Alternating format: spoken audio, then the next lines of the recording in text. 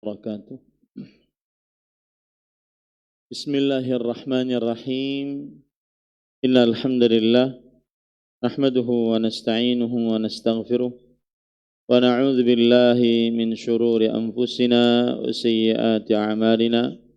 Man yahdihillahu fala mudilla lahu wa man yudlil fala hadiya lahu. Wa ashhadu an la ilaha illallah wahdahu la syarika lahu wa ashhadu anna Muhammadan abduhu wa rasuluh. يا أيها الذين آمنوا اتقوا الله حق تقاته ولا تموتن إلا وأنتم مسلمون يا أيها الناس اتقوا ربكم الذي خلقكم من نفس واحدة وخلق منها زوجها وبث منهما رجالا كثيرا ونساء واتقوا الله الذي تساءلون به والأرحام إن الله كان عليكم رقيبا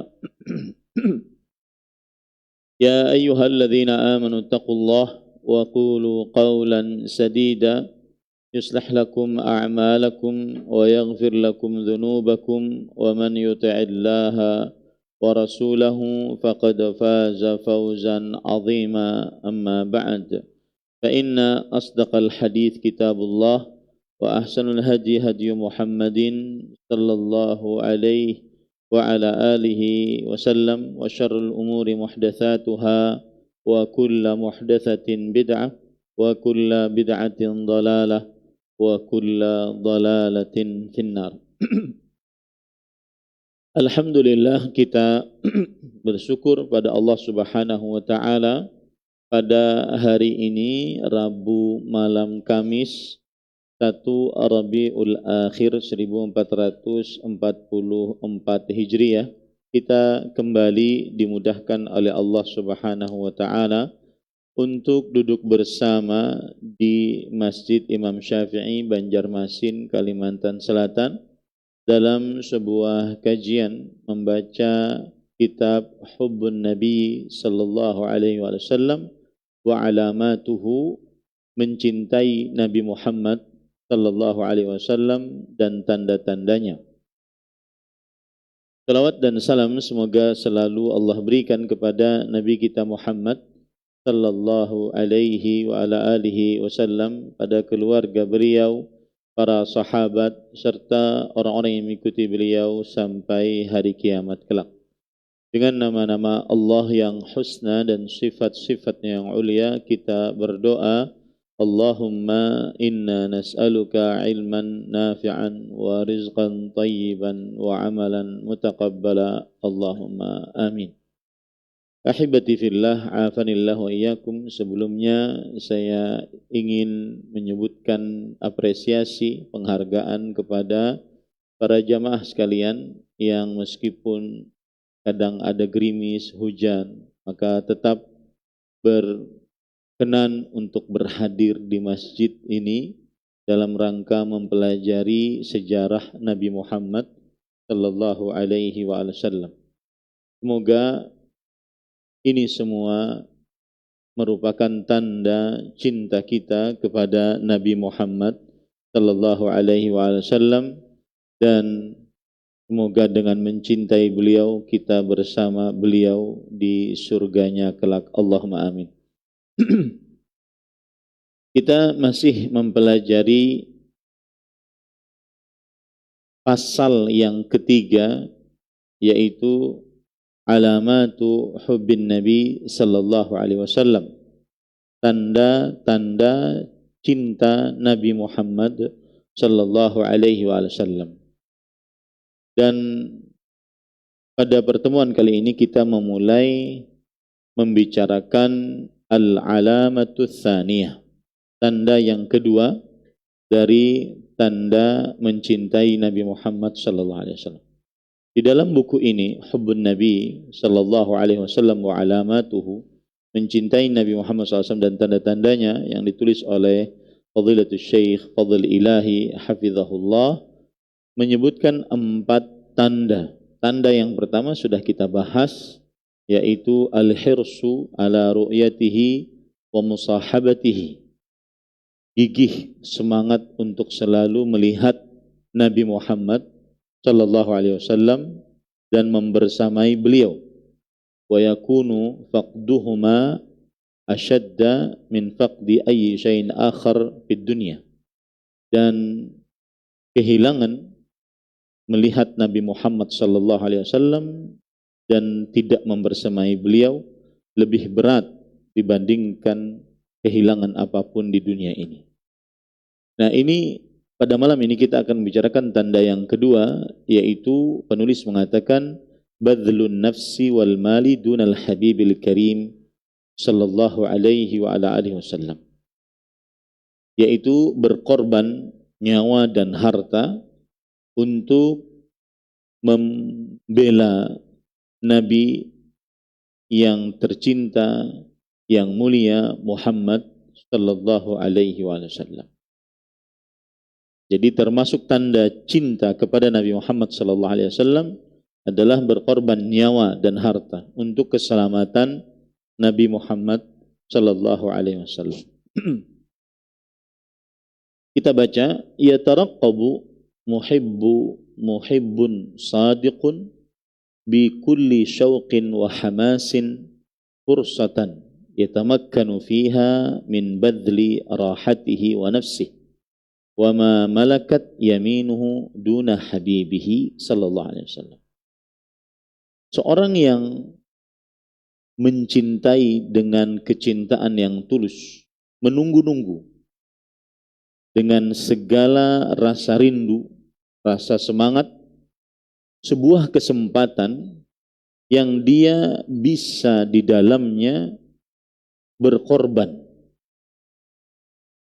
nyawanya, kenyamanannya, dan apa yang dia miliki untuk membela Nabi yang dicintai Muhammad sallallahu alaihi wasallam. Wal muhibbuna as-sadiqun lin nabiyil habibil karim sallallahu alaihi wasallam min as-sahabati qad sajjalu arwa'a amthilatil fida wat tadhiyah dunahu sallallahu alaihi wasallam. Dan para pecinta sejati kepada Nabi yang tercinta, yang mulia Muhammad sallallahu alaihi wasallam, yaitu para sahabat Nabi radhiyallahu anhu, telah merekam sejarah yang paling indah dari permisalan pengorbanan untuk membela nyawa Nabi Muhammad sallallahu alaihi wasallam. Artinya kita melihat kalau baca sejarah para sahabat Nabi radhiyallahu anhum yang membersamai beliau, kita akan betul-betul mengetahui bagaimana para sahabat Nabi radhiyallahu anhum telah menulis sejarah yang merupakan permisalan yang paling indah dalam rangka berkorban membela, mempertahankan nyawa Nabi Muhammad sallallahu alaihi wasallam. Walladzina ja'u min ba'dihim min muhibbihi sallallahu alaihi wasallam yajiduna fi sudurihim hasrah la tusaf li fawatihim tilka as-sa'adatul 'uzma wal umniyatul ghaliyah. Dan orang-orang yang datang setelah para sahabat Nabi radhiyallahu anhum, dari orang-orang yang mencintai Nabi Muhammad sallallahu alaihi wasallam, mereka akan mendapati di dalam sanubari mereka ada semacam rasa kerugian, kehilangan yang tidak bisa disifati karena mereka sudah tidak mendapati kesempatan yang agung tersebut. Kemudian cita-cita yang mahal tersebut, yaitu membela Nabi Muhammad sallallahu alaihi wasallam, mempertahankan nyawa Rasulullah sallallahu alaihi wasallam. Di orang-orang yang setelah para sahabat, ketika mereka membaca sejarah para sahabat Nabi radhiyallahu anhu dalam rangka berkorban untuk menyelamatkan nyawa Rasul sallallahu alaihi wasallam, saking para sahabat ini benar-benar berjuang, berkorban menyelamatkan nyawa Rasul sallallahu alaihi wasallam, maka orang-orang setelahnya yang membaca sejarah para sahabat akan merasa, coba saya di sana, merasa kerugian, merasa kehilangan kesempatan besar yang mahal untuk bisa berjuang, berkorban, menyelamatkan nyawa Rasulullah sallallahu alaihi wasallam. Wa fima yali adhkuru ba'd tilka al-mawaqif al-musyriqah. Dan di bawah ini saya akan sebutkan sebagian dari kejadian-kejadian yang indah tersebut. Mawaqiful fida wa tadhiyah. Kejadian-kejadian pengorbanan dan juga berkorban untuk Rasulullah sallallahu alaihi wasallam.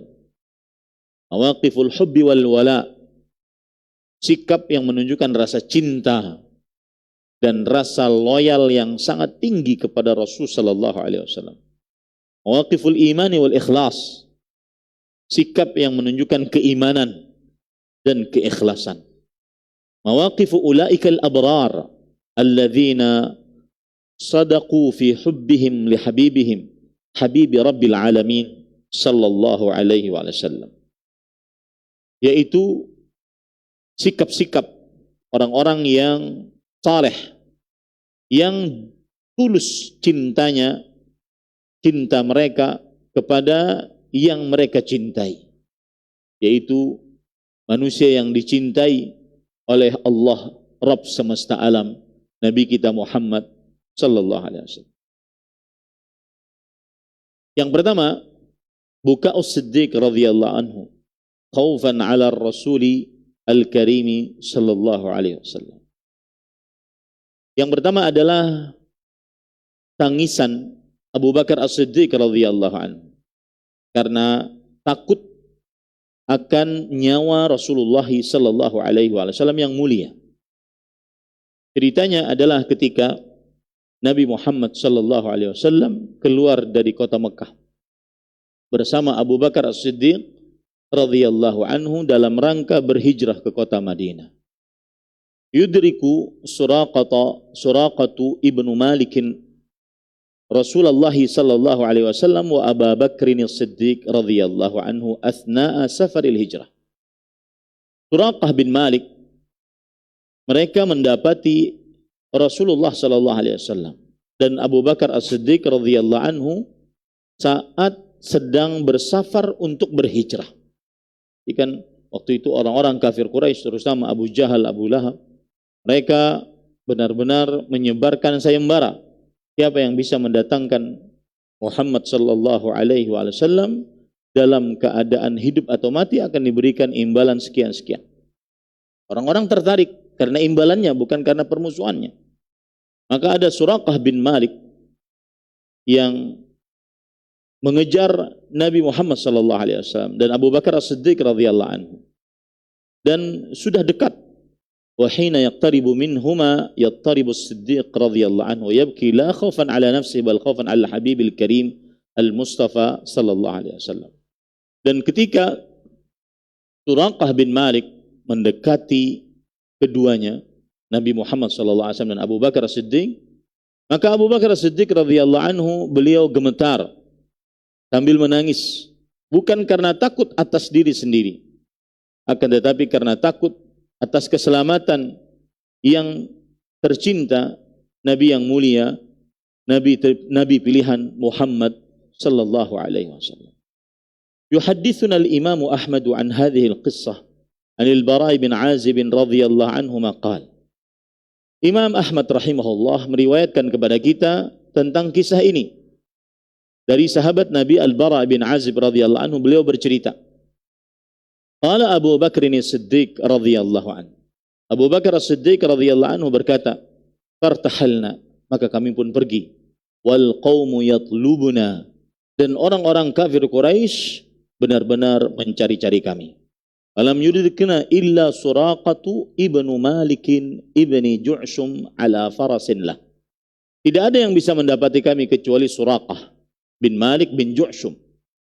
Dia mengendarai kudanya. Faqultu ya Rasulullah, hadza talabu qad lahiqana. Maka aku berkata, wahai Rasulullah, kata Abu Bakar As-Siddiq radhiyallahu anhu, ini orang yang mencari kita hampir mengejar kita, hampir mendapati kita. Maka Nabi Muhammad sallallahu alaihi wasallam bersabda, "La tahzan, innallaha ma'ana." Jangan engkau sedih, sesungguhnya Allah Subhanahu wa taala bersama kita. Dan inilah kebenaran tawakal para rasul, terutama dari ulul azmi. Mereka senantiasa sayyidul mutawakkilin. Mereka adalah para pemimpin-pemimpin, orang-orang yang berserah diri kepada Allah Subhanahu wa taala.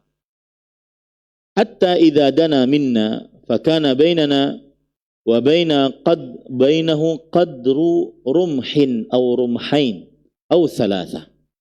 Sampai jika Suraqah bin Malik mendekati kita, jarak antara kita dengan dia hanya sekitar 1 tombak atau 2 tombak atau 3 tombak. Kalau seandainya 1 tombak sekitar 1,5 meter atau 2,5 meter, berarti kali 3. Jadi sangat dekat sekali. Kemudian Abu Bakar As-Siddiq berkata, "Ya Rasulullah, hadha talab qad lahiqana." Wahai Rasulullah sallallahu alaihi wasallam, ini orang yang mencari kita sudah hampir mengenai kita. Wa bakaitu, aku pun menangis. Kemudian Rasul sallallahu alaihi wasallam bertanya, "Lima tabki?" Mengapa engkau menangis? Kemudian Abu Bakar As-Siddiq radhiyallahu anhu menjawab, "Ama wallah, ma ala nafsi abki, walakin abki alaik." Adapun demi Allah, bukan atas diriku, atas keselamatan diriku aku menangis, akan tetapi aku menangisi atas keselamatan engkau. Ini seorang Abu Bakar As-Siddiq radhiyallahu anhu. Sebelum saya lanjutkan ceritanya, tidak ada dari umat Islam yang menyamai kebaikan Abu Bakar As-Siddiq radhiyallahu anhu. Ya, nanti akan kita baca kisah dari Talhah bin Ubaidillah, seorang dari kaum Ansar yang sangat luar biasa. Talhah bin Ubaidillah dengan perjuangannya membela nyawa Rasul sallallahu alaihi wasallam, itu adalah hasanah min hasanati Abi Bakar As-Siddiq radhiyallahu anhu. Itu adalah kebaikan dari kebaikannya Abu Bakar As-Siddiq radhiyallahu anhu. Setelah Rasul sallallahu alaihi wasallam mendapatkan wahyu, kemudian diperintahkan untuk berdakwah, beliau mendapatkan wahyu yaitu Al-Muddathir. Beliau akhirnya diangkat menjadi Rasul dan diperintahkan untuk berdakwah. Akhirnya beliau berdakwah secara rahasia selama 3 tahun. Kemudian setelah itu 3 tahun berdakwah secara rahasia, berarti umur beliau waktu itu 43 tahun. Maka turun ayat Allah, "Fasda' bima tu'mar wa a'rid 'anil jahilin." Keraskan, jaharkan, terangkan apa yang diperintahkan untukmu dan berpalinglah dari orang-orang yang bodoh. Semenjak itu diperintahkan untuk berdakwah secara jiharan, secara terang-terangan. Semenjak itu Abu Bakar As-Siddiq radhiyallahu anhu berdakwah. Berdakwah pertama kali yang didakwahi oleh Abu Bakar As-Siddiq 5 orang yang luar biasa. Pertama Utsman bin Affan. Kalau sudah bercerita tentang Utsman bin Affan, hadits wala haraj, kata orang-orang Arab. Ceritakan kebaikan-kebaikan Utsman bin Affan yang begitu banyak. Dan semua kebaikan Utsman bin Affan hasanah min hasanati Abi Bakar As-Siddiq. Semua kebaikan dari kebaikan Utsman bin Affan adalah kebaikan dari Abu Bakar As-Siddiq radhiyallahu anhu. Utsman bin Affan radhiyallahu anhu, beliau yang menjadi Amirul Mukminin. Utsman bin Affan, beliau yang meluaskan Masjid Nabawi. Utsman bin Affan, beliau yang membeli sumur rumah untuk kepentingan kaum muslimin. Utsman bin Affan, beliau yang menyediakan bekal-bekal untuk berperang pada peperangan Tabuk. Utsman bin Affan radhiyallahu anhu, beliau yang ahli ibadah, bahkan meninggal dalam keadaan beribadah kepada Allah. Ahli baca Al-Quran, ahli puasa. Sebutkan semua kebaikan Utsman bin Affan, itu adalah kebaikan dari Abu Bakar As-Siddiq. Karena yang mendakwahi pertama kali Abu Bakar As-Siddiq radhiyallahu anhu. Yang kedua, Talha bin Ubaidillah, yang ceritanya saya akan sebutkan nanti. Talha bin Ubaidillah radhiyallahu anhu. Yang ketiga adalah Az-Zubair bin Al-Awwam. Yang keempat, Sa'ad bin Abi Waqqas. Yang kelima, Abdurrahman bin Auf. 5 orang dari 10 orang yang dijamin masuk surga, semuanya adalah bifadlillah. Kemudian dakwahnya Abu Bakar As-Siddiq radhiyallahu anhu. Jadi tidak ada yang bisa mengalahkan pahala Abu Bakar As-Siddiq radhiyallahu anhu. Dan yang luar biasa, dari 5 orang ini, yang dari kabilah Taim, yang merupakan kabilahnya Abu Bakar As-Siddiq, cuma Talha bin Ubaidillah. Artinya 3 orang yang lain atau 4 orang yang lain itu dari kabilah-kabilah yang lain. Berarti Abu Bakar As-Siddiq datang ke satu kabilah menawarkan Islam, datang ke satu kabilah menawarkan Islam, datang ke satu kabilah menawarkan Islam. Utsman bin Affan dari Umayyah, dari Amawi. Kemudian Talha dari Bani Taim, dari keturunan Abu Bakar As-Siddiq radhiyallahu anhu. Az-Zubair bin Al-Awwam dan juga Sa'ad bin Abi Waqqas dari Bani Zuhrah. Atau Zubair bin Al-Awwam dari Al-Asadi. Sa'ad bin Abi Waqqas dan Abdurrahman bin Auf dari Bani Zuhrah.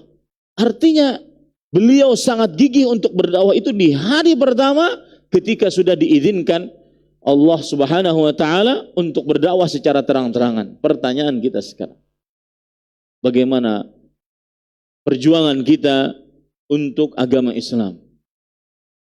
Bagaimana kesemangatan kita berkorban untuk agama Islam? Lihat Abu Bakar As-Siddiq. Abu Bakar As-Siddiq radhiyallahu anhu berjuang dengan nyawa, harta, keluarga, sampai budaknya. Tidak ada yang menyamai seperti itu kecuali Abu Bakar As-Siddiq radhiyallahu anhu. Tanyakan kepada diri kita sekarang, berapa banyak kita sudah berjuang untuk agama Islam, sudah berkorban untuk agama Islam? Maka ini para ikhwah yang dirahmati oleh Allah Subhanahu wa taala, cerita yang sangat luar biasa dari Abu Bakar As-Siddiq radhiyallahu anhu. Dan yang lebih luar biasa lagi, dari 5 orang yang didakwahi oleh Abu Bakar As-Siddiq radhiyallahu anhu, mereka ini adalah anak-anak muda. Utsman bin Affan umur 28 tahun. Talha bin Ubaidillah umur 15 tahun.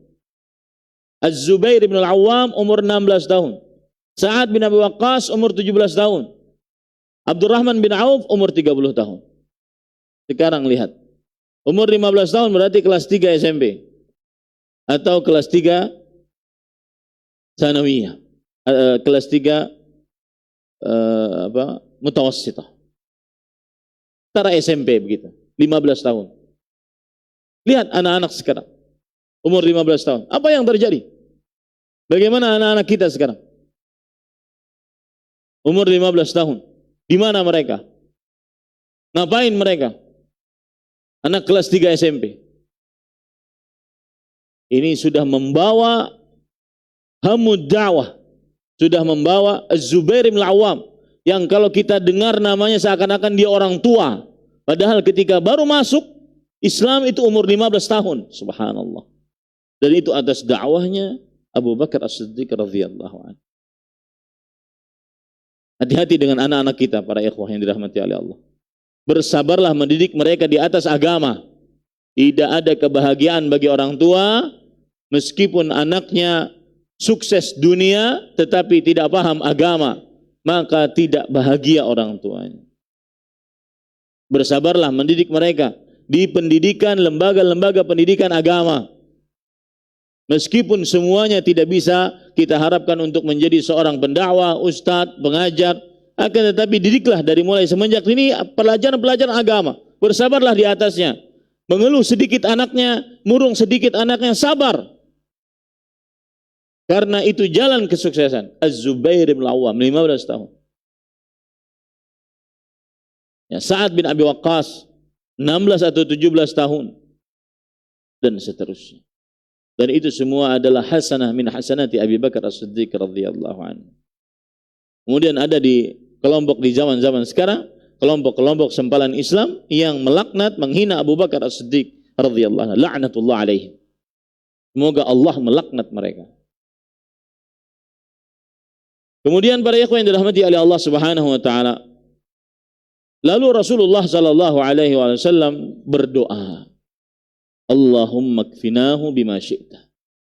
Allahumma kfinahu bima syi'ta. Ya Allah, cukupkan Suraqah, keburukan Suraqah kepada kami dengan kehendak Engkau. Ini bacaan bisa kita baca ketika kita menghadapi musuh-musuh. Allahumma kfinahu bima syi'ta. Maka apa yang terjadi kepada Suraqah? Fasakhat awaimu farasih ila batniha fil ardi salt. Maka akhirnya kaki-kaki kudanya Suraqah itu tertelungkup kepada perutnya sehingga tidak bisa meneruskan dari perjalanannya untuk membersamai Rasulullah sallallahu alaihi wasallam. Ini mukjizat dari mukjizat Rasulullah sallallahu alaihi wasallam. Dan ini pengorbanan yang pertama dari seorang Abu Bakar As-Siddiq radhiyallahu anhu untuk membela dan mempertahankan nyawa Rasulullah sallallahu alaihi wasallam. Dan itu tanda cinta. Tidak mudah orang berkorban, apalagi berkorban nyawa, kecuali bagi yang mencintai secara tulus dan sejati. Yang kedua adalah kesanggupan Al-Miqdad bin Al-Aswad untuk bersama Rasulullah sallallahu alaihi wasallam di dalam peperangan Uhud. Ini cerita yang kedua. Cerita yang pertama tadi disebutkan di dalam kitab Al-Musnad. Wa nara muhibban sadiqan akhar. Kita melihat seorang yang mencintai, yang tulus cintanya yang lain. Yubdi, memperlihatkan isti'daduhu tam, kesiapannya yang sempurna lil wuqufi ma'al habibil karimil mustafa salawatu rabbi wa salamuhu alaihi fil ma'arakah. Untuk berdiri bersama Nabi yang dicintai, Nabi yang mulia, Nabi pilihan Muhammad sallallahu alaihi wasallam. Semoga salawat dan salam atas beliau. Berdiri bersama Rasul sallallahu alaihi wasallam dalam peperangan. Yuhaddithuna al-Imam al-Bukhari an qissatihi bi riwayat Abdullah bin Mas'ud radhiyallahu anhu haitsu yaqul. Meriwayatkan kepada kita Imam Bukhari tentang kisah dari Al-Miqdad bin Al-Aswad dengan riwayat dari Abdullah bin Mas'ud radhiyallahu anhu. Beliau berkata, syahidtu minal Miqdadi ibn al-Aswad radhiyallahu anhu ashhadan la an akuna sahibahu ahabbu ilayya mimma udila bih. Aku pernah menyaksikan sebuah kejadian dari sahabat Nabi Al-Miqdad bin Al-Aswad. Sungguh aku berada dalam kejadian itu sebagai Miqdad, lebih aku cintai dibandingkan aku mendapatkan pahala yang senilai dengannya. Kata Abdullah bin Mas'ud radhiyallahu anhu, sungguh aku menjadi kisah di dalam kisah Al-Miqdad. Sebagai seorang Miqdad, lebih aku cintai dibandingkan aku mendapatkan pahala sebagaimana Miqdad mendapatkan pahala. Atan Nabi sallallahu alaihi wasallam wa huwa yad'u 'alal musyrikin faqala la naqulu kama qala qaum Musa alaihi salam idhhab anta wa rabbuka faqatila walakinna nuqatilu an yaminik wa an shimalik wa baina yadayk wa min khalfik. Ketika itu Al-Miqdad bin Al-Aswad radhiyallahu anhu, beliau mendatangi Nabi Muhammad sallallahu alaihi wasallam dalam keadaan beliau sedang berdoa untuk keburukan orang-orang musyrik. Karena dalam peperangan Uhud, para ikhwan yang dirahmati Allah Subhanahu wa taala, pada saat itu Nabi Muhammad sallallahu alaihi wasallam terdesak. Maka Rasul sallallahu alaihi wasallam berdoa kepada orang-orang musyrik. Berdoa untuk keburukan orang-orang musyrik, berdoa kepada Allah. Maka kemudian melihat itu Al-Miqdad berkata, wahai Rasulullah, kami tidak akan mengatakan sebagaimana perkataan kaum Nabi Musa alaihi salam. Ketika mereka berkata kepada Musa alaihi salam, wahai Musa, pergi engkau bersama Tuhanmu. Silahkan kalian berdua berperang melawan Fir'aun dan bala tentaranya. Itu perkataan Musa dan itu perkataan Nabi Musa kepada Nabi Musa. Ya subhanallah. Wahai Musa, engkau pergi dengan Tuhanmu sana, perang sana. Lawan Fir'aun dan bala tentaranya. Kami duduk di sini. Kalau sudah menang baru kami ke sana. Maka kata Al-Miqdad bin Al-Aswad, kami tidak akan berkata seperti itu.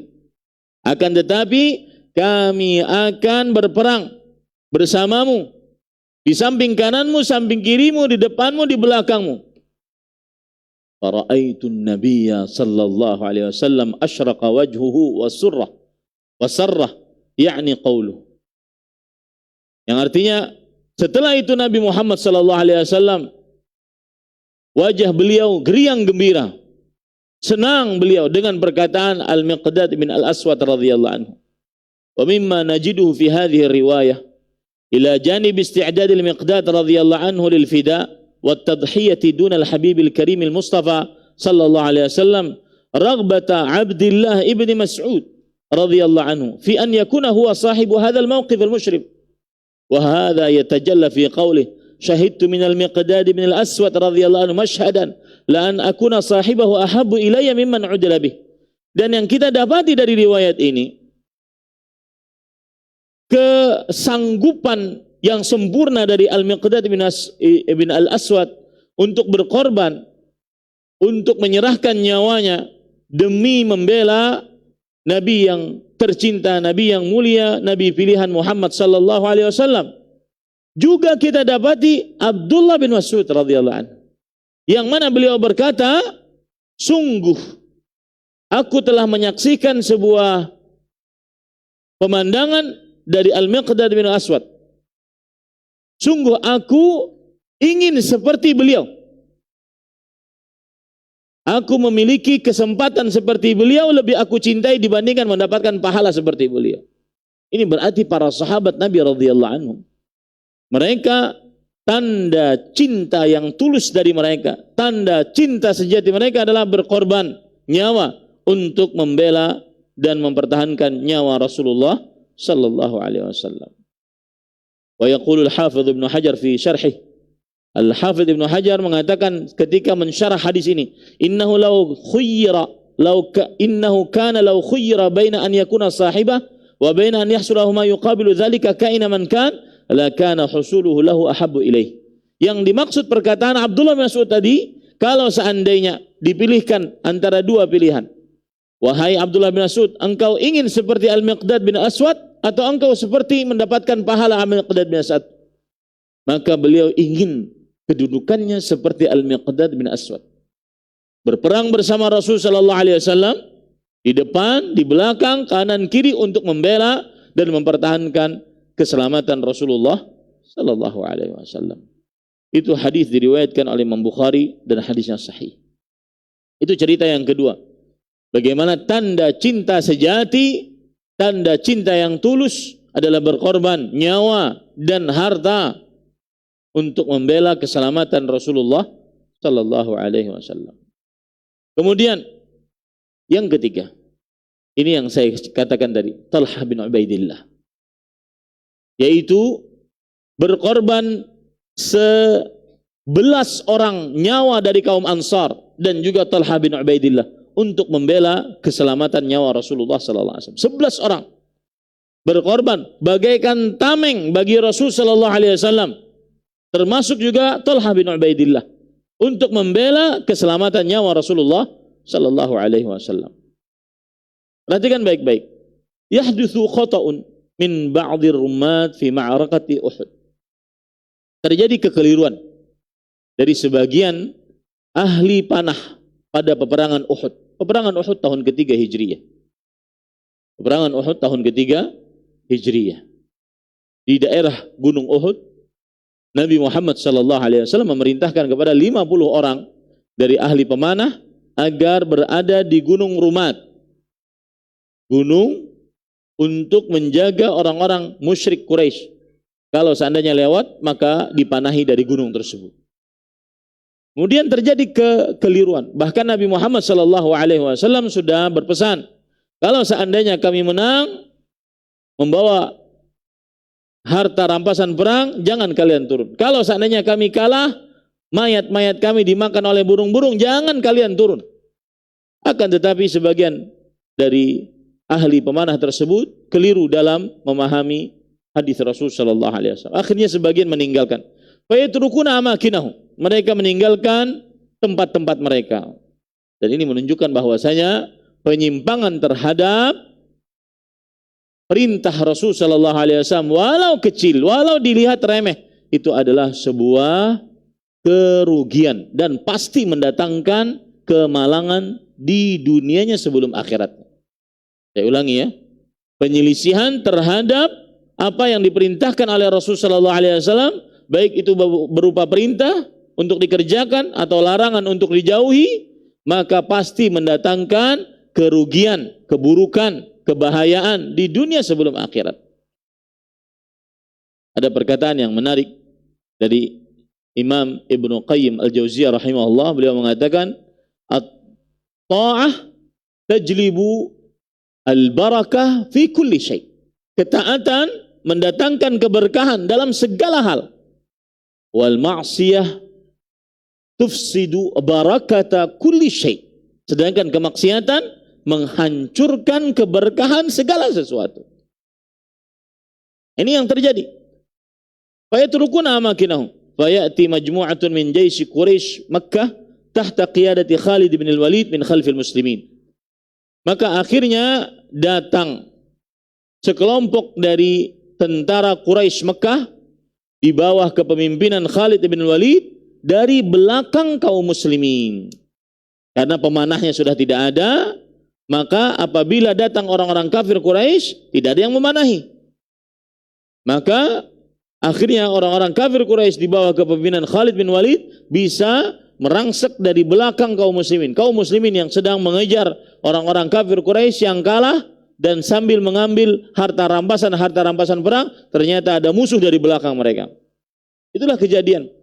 Fayahsulu khalal wa ittirabun fi as-suhufil islamiyah hatta lam yabqa fi waqtin min al-awqat ma'a ar-rasul sallallahu alaihi wa alihi wasallam al-karim illa 12 rajulan.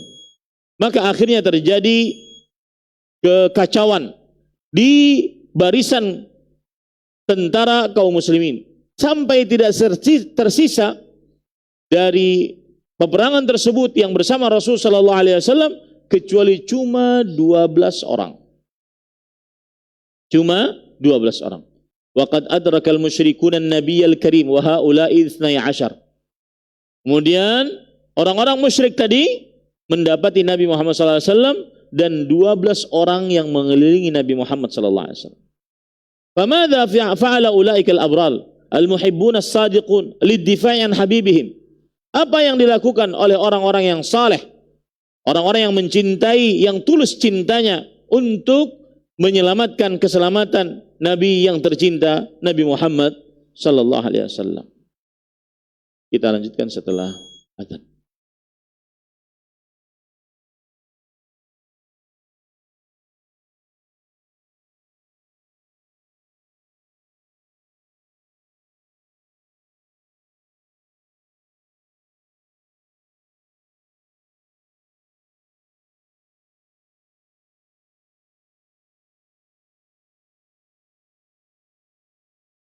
الله أكبر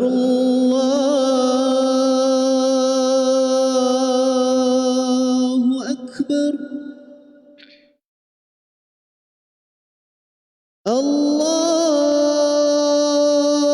الله أكبر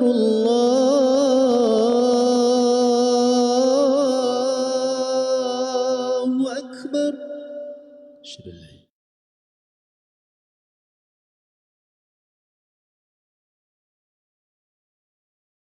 أشهد أن لا إله إلا الله.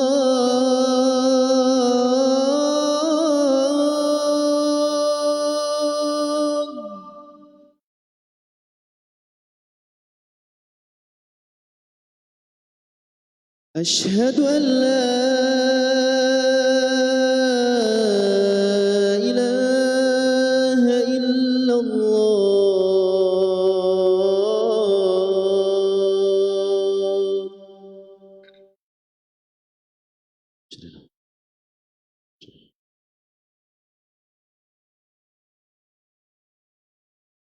أشهد أن محمد رسول الله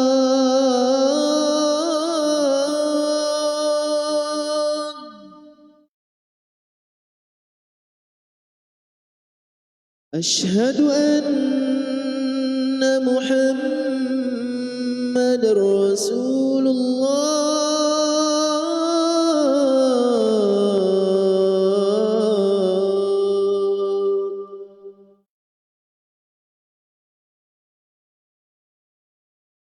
حي على الصلاة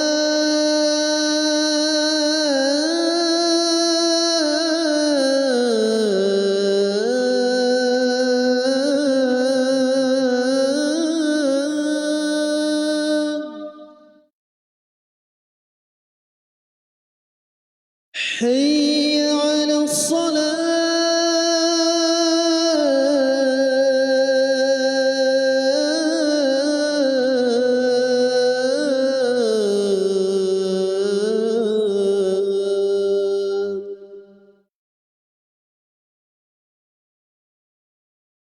حي على الفلاح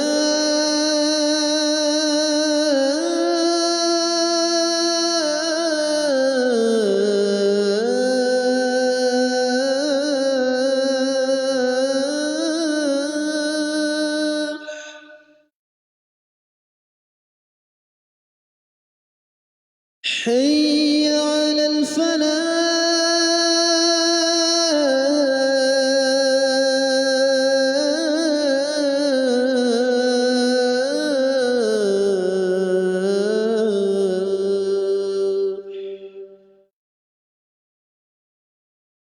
الله أكبر الله أكبر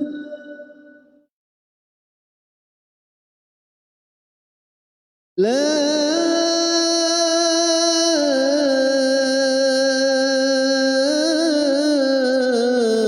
إله إلا الله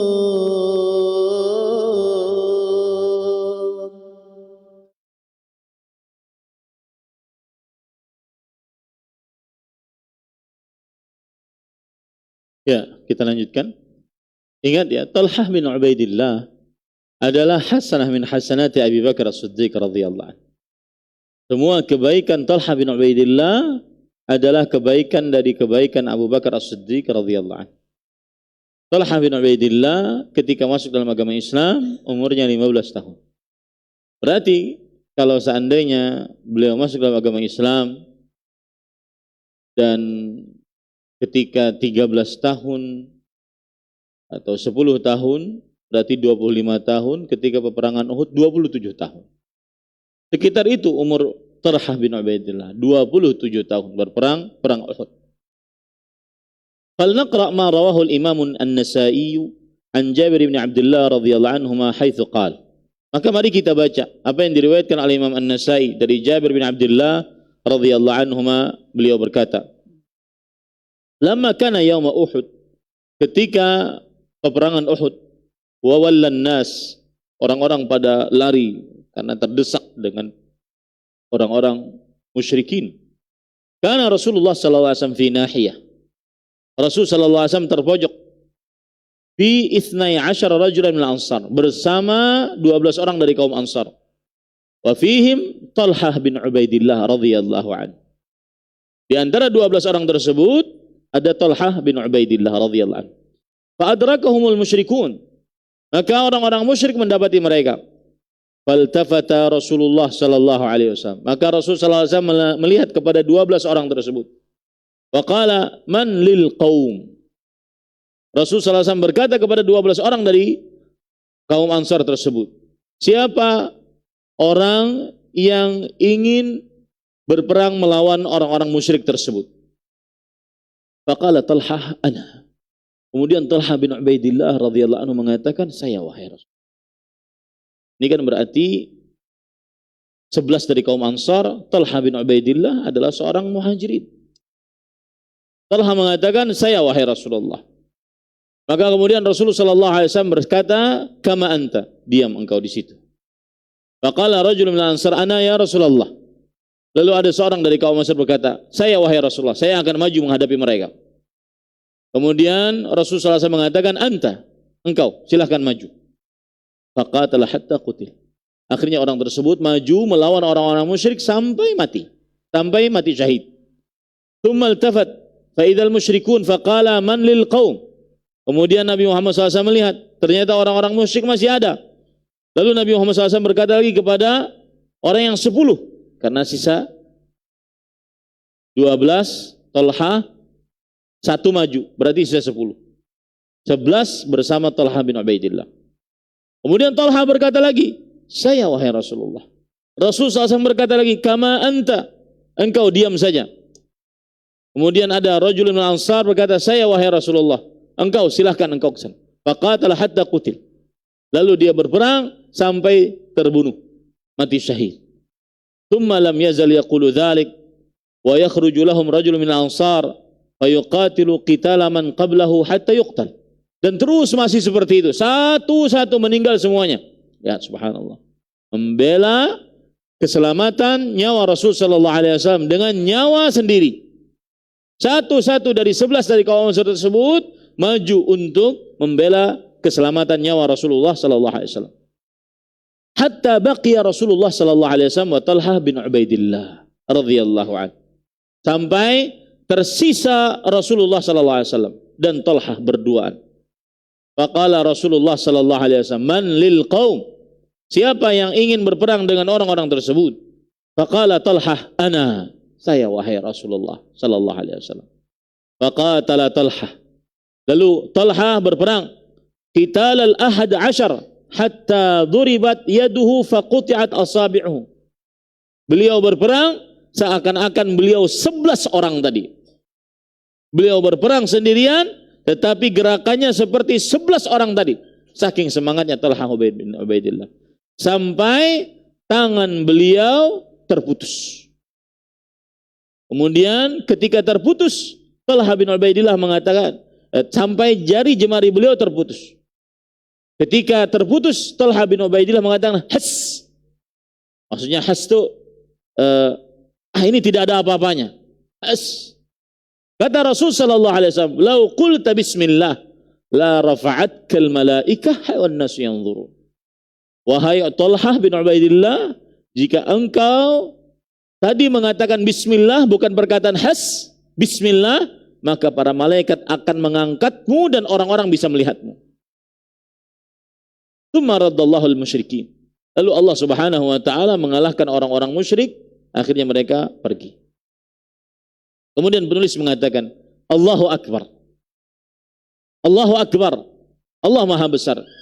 Yufdi ahada asyara muhibban arwahahum duna habibihim, habibi rabbil alamin sallallahu alaihi wasallam. Berkorban 11 orang nyawa mereka untuk menyelamatkan nyawa Nabi yang mereka cintai, Nabi Muhammad sallallahu alaihi wasallam, kekasih Allah Subhanahu wa taala. Watsani asyar, dan orang yang ke-12, wa huwa Talha bin Ubaidillah radhiyallahu anhu wa anhum jami'an. Beliau adalah Talha bin Ubaidillah radhiyallahu anhu dan mereka seluruhnya. Lam yakun difa'uhu anhum bi amrin hayyin. Bukan pembelaan mereka terhadap Nabi Muhammad sallallahu alaihi wasallam perkara yang mudah. Faqad qatala qital al-ahad asyar. Sungguh Talha bin Ubaidillah radhiyallahu anhu memerangi orang-orang musyrik dengan membawa 11 nyawa orang tersebut. Wa syullat yadu haitsu kana yaqi biha Rasulullah sallallahu alaihi wasallam. Kemudian tangan beliau terputus untuk menyelamatkan nyawa Rasulullah sallallahu alaihi wasallam. Faqad rawa al-Imam al-Bukhari an Qais qala ra'aitu yada Talhah radhiyallahu anhu shalla waqa biha an-nabiy sallallahu alaihi wasallam yaum Uhud. Kata al-Imam al-Bukhari radhiyallahu anhu, berkata Qais, berkata, aku melihat tangan Talhah radhiyallahu anhu terputus untuk menyelamatkan Nabi Muhammad sallallahu alaihi wasallam pada peperangan Uhud. wa rubba Muhammadin sallallahu alaihi wasallam wa rabbu Muhammadin sallallahu alaihi wasallam. Demi Allah, Rabbnya Muhammad sallallahu alaihi wasallam, ma as'ada hadhihi al-yad wa azkaha allati sullat difa'an an ahabbi khalqillahi ta'ala wa aqdasuhu sallallahu alaihi wasallam wa ma as'ada sahibuha. Alangkah bahagianya tangan ini, alangkah sucinya tangan ini yang terpotong untuk membela, berkorban untuk menyelamatkan manusia, makhluk Allah yang paling dicintai, makhluk Allah yang paling suci sallallahu alaihi wasallam. Sekarang apa kabar dengan tangan-tangan kita?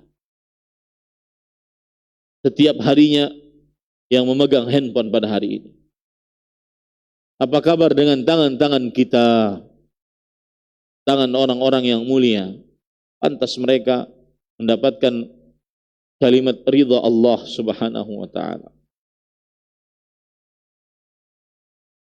Walam takun yaduhu qad ta'atharat wa syullat athna'a ad-difa' 'anil habibil karim fahasib.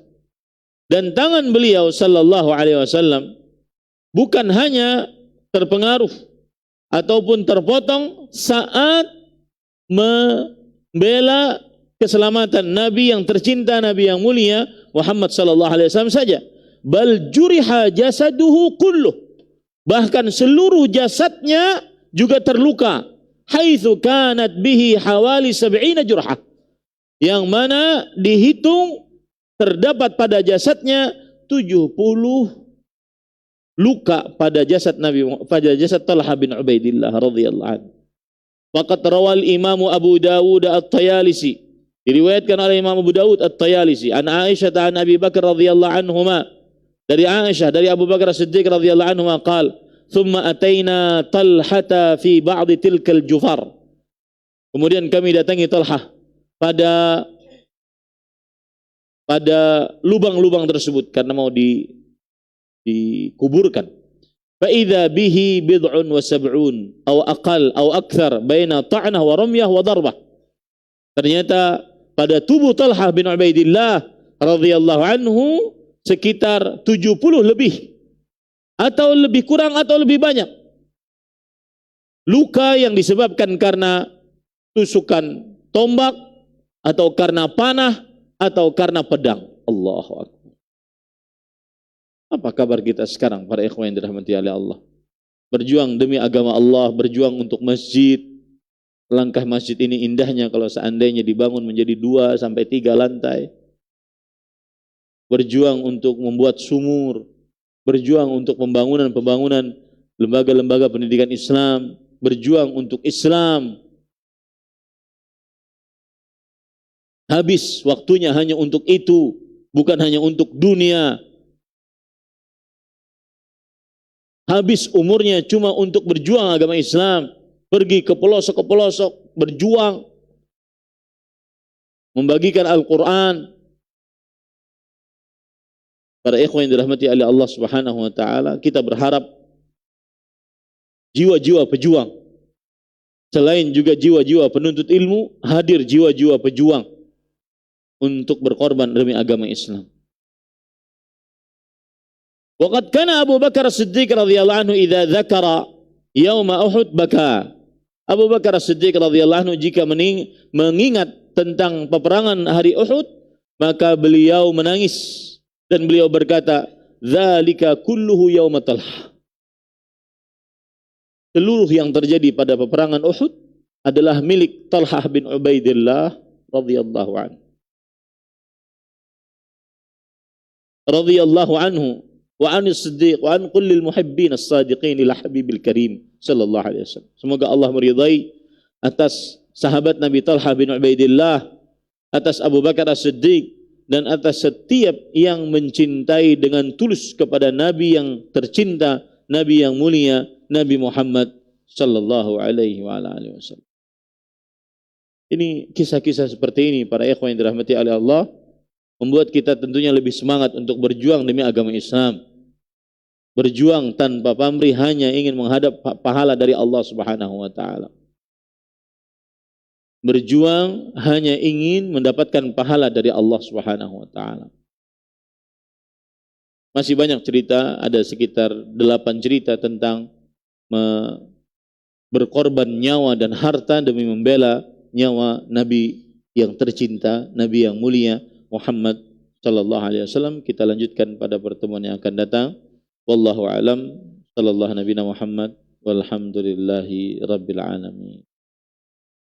Nah, jika ada yang ingin bertanya dipersilakan.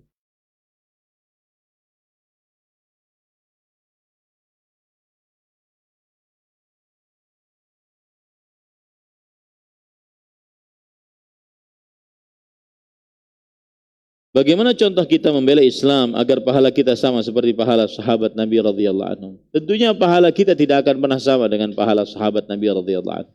Karena yang melihat wajah yang mulia Nabi Muhammad sallallahu alaihi wasallam tidak akan pernah sama dengan orang yang tidak pernah melihat wajah yang mulia Nabi Muhammad sallallahu alaihi wasallam. Apalagi sampai berjuang bersama beliau membela agama Islam, membela nyawa dan juga mempertahankan keselamatan Rasul sallallahu alaihi wasallam. Akan tetapi bagaimana contoh kita membela Islam? Maka jawabannya adalah Rasul Allah Subhanahu wa taala berfirman, "In tansurullah yansurkum wa yutsabbit aqdamakum." Jika kalian menolong Allah, maka niscaya Allah akan selalu menolong kalian. Menolong Allah Subhanahu wa taala artinya menolong agama Allah Subhanahu wa taala. Dan menolong agama Allah adalah berkorban baik dengan harta, nyawa, tenaga, pikiran untuk kepentingan agama Islam, apapun itu bentuknya. Dan jangan pernah meremehkan yang kecil, karena kecil di pandangan manusia, akan tetapi jika dikerjakan dengan ikhlas maka akan besar di sisi Allah Subhanahu wa taala. Innallaha la yudhi'u ajral muhsinin. Sesungguhnya Allah Subhanahu wa taala tidak menyia-nyiakan pahala orang-orang yang berbuat ihsan. Dan ahibati fillah, membela Islam di zaman sekarang banyak sekali caranya. Baik itu dengan menyebarkan kebaikan-kebaikan tentang agama Islam, menyebarkan ayat Al-Quran, hadis Rasul, membela sunnah Rasul sallallahu alaihi wasallam dengan mengerjakannya, mendakwahkannya, membantah perbuatan-perbuatan yang menyimpang dari syariat Rasul sallallahu alaihi wasallam. Termasuk juga di dalamnya adalah berkorban untuk kepentingan kaum muslimin di dalam agama mereka, membangun masjid, mengebor sumur, kemudian menyebarkan mushaf dan seterusnya. Kegiatan-kegiatan yang bermanfaat untuk kaum muslimin, maka ikutlah di dalamnya. Jadikan itu sebagai amal saleh agar kita bisa berhadapan dengan Allah Subhanahu wa taala kelak pada hari kiamat. Mengapa melaknat sahabat adalah pondasi dasar agama Syiah Rafidhah? Jawabannya adalah karena mereka senantiasa agamanya dibangun di atas hawa nafsu. Agamanya dibangun di atas kebencian. Agamanya dibangun di atas ketidaksukaan kepada para sahabat Nabi radhiyallahu anhu. Wallahu a'lam. Apakah mendaftar menjadi remaja masjid merupakan salah satu ikut andil dalam perjuangan dakwah Islam seperti Zubair ibn al-Awwam radhiyallahu anhu? Maka jawabannya iya. Dan menjadi remaja masjid di dalamnya mengerjakan hal-hal yang bermanfaat untuk masjid. Seperti mengerjakan kegiatan-kegiatan dakwah, sosial, pendidikan yang dilakukan oleh masjid tersebut. Di awal-awal saya datang ke Banjarmasin tahun 2013 akhir 1 Muharram 1435 Hijriah, maka saya diamanahi untuk memimpin Masjid Imam Syafi'i. Kemudian setelah itu sampai tahun 2014 saya cuma berdakwah kemanapun panggilan, maka saya akan datangi selama masih ada nyawa pada saat itu. Tidak ada pemikiran sama sekali untuk mengatur strategi dakwah. Lalu setelah 2014 1 tahun, maka mulai 2015 mulai memikirkan bagaimana dakwah sunnah berkembang di Kalimantan Selatan. Maka saya waktu itu berpikir ada 4 komponen besar di dalam dakwah. Yang pertama yaitu masjid yang di dalamnya terdapat dakwah. Kemudian yang kedua, dan sosial. Masjid yang di dalamnya terdapat dakwah dan sosial. Kemudian yang kedua, pendidikan. Yang ketiga adalah media. Dan yang keempat, waktu itu sosial. Dan dakwah yang dimaksud di dalam masjid adalah dakwah-dakwah seperti pengajian kita sekarang, pengajian harian, pengajian pekanan, pengajian bulanan, triwulanan, dan seterusnya. Dan alhamdulillah berjalan. Kemudian setelah itu baru memikirkan sosial. Dan sosial waktu itu juga dilakukan oleh masjid. Makanya di sini banyak kegiatan-kegiatan sosial. Karena memang dari awal kita memikirkan seperti itu. Seperti hitanan massal, kemudian pengurusan jenazah yang gratis, kemudian kesehatan, sembako murah, pembagian zakat harta, pembagian daging kurban, dan seterusnya dari kegiatan-kegiatan sosial. Itu bisa kawan-kawan yang remaja-remaja masuk ke dalamnya agar bisa beramal membela agama Islam. Dan subhanallah para ikhwan yang dirahmati oleh Allah Subhanahu wa taala, kalau Anda baca kisah sejarah Nabi Muhammad sallallahu alaihi wasallam, itu kisah yang manusia yang sangat sempurna. Kalau kita kumpulkan kisah Nabi Muhammad SAW, terutama saat-saat awal-awal berdakwah di kota Mekah, maka beliau mengumpulkan 2 poin. Hikmatus syuyukh wa hamasatus syabab. Hikmahnya orang-orang tua dan juga semangatnya para pemuda. Lihat Nabi Muhammad SAW. Beliau yang didakwahi 2 poin ini. Orang-orang yang sudah tua, berumur, dan orang-orang yang masih muda. Orang-orang yang sudah tua penuh dengan kehikmahan di dalam berpikir dan bersikap. Kemudian yang kedua, pemuda-pemuda yang penuh dengan kesemangatan. Yang penuh dengan kesemangatan. Dan kalau bisa ditambah dengan yang ketiga, ilmul alim. Harus ada komponen yang ketiga, yaitu orang yang berilmu yang membimbing 2 poin tadi. Akhirnya pada waktu itu saya mulai berpikir tentang 4 poin tadi. Kemudian pendidikan, jadilah PAUD, jadilah SD, jadilah lembaga-lembaga pendidikan pesantren yang ada di zaman sekarang, pada waktu sekarang. Kemudian yang keempat, media. Jadilah dulunya ada dakwahsunnah.com, kemudian berubah menjadi Rifqan TV. Itu semua, kemudian ada radio Gema Madinah, radio Intro Radio, dan kemudian nanti insya Allah ada radio di Palangka, Gema Madinah Palangka, ada radio Gema Madinah Barabai. Bergerak. Jangan mau jalan di tempat, apalagi cuma mikir duit. Jangan mau ya ikhwah. Cuma mikirnya dunia. Tidak akan kekal, tidak akan dibawa, sama sekali nggak akan dibawa. Ikut andil, walau hanya Anda nama di situ, ikut rapat di situ, itu sudah ditulis oleh Allah Subhanahu wa taala sebagai amal saleh. Akhirnya semuanya berjalan dengan segala macam intrik dan lika-likunya, akhirnya semuanya berjalan. Alhamdulillah. Mudah-mudahan Allah Subhanahu wa taala memudahkan dakwah sunnah di benua ini berkembang dan juga diterima oleh masyarakat. Bagaimana cara berkorban untuk Rasul sallallahu alaihi wasallam di zaman sekarang ini? Membela sunnahnya, mengerjakan sunnahnya, membela sunnahnya. Az-zabbu 'anis sunnah kal mujahid fi sabilillah, kata syekhnya Imam Bukhari, Yahya Az-Zuhli. Orang yang membela sunnah Nabi Muhammad sallallahu alaihi wasallam, dia seperti berjihad di jalan Allah Subhanahu wa taala.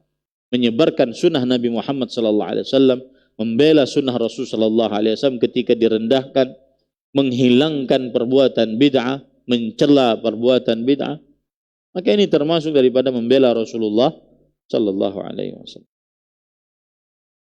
Saya adalah pengajar Al-Quran yang terkadang capek dan lelah dalam mengajar. Apakah saya termasuk ikut andil dalam dakwah? Bagaimana tips agar ikhlas dalam mengajar Al-Quran?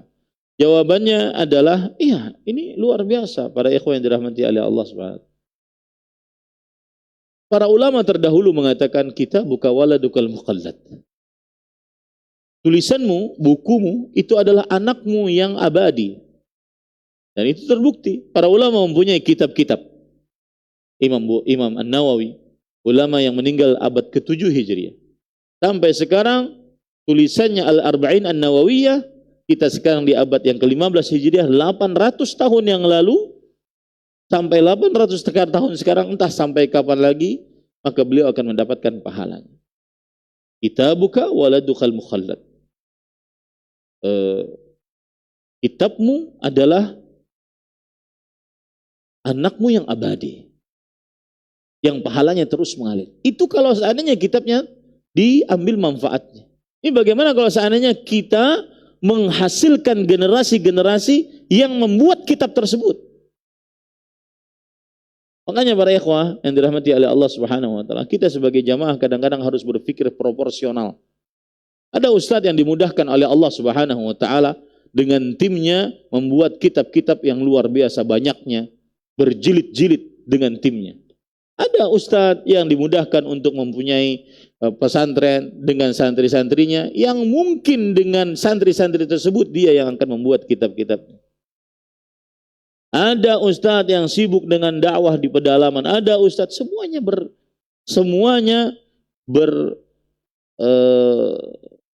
berjihad di jalannya.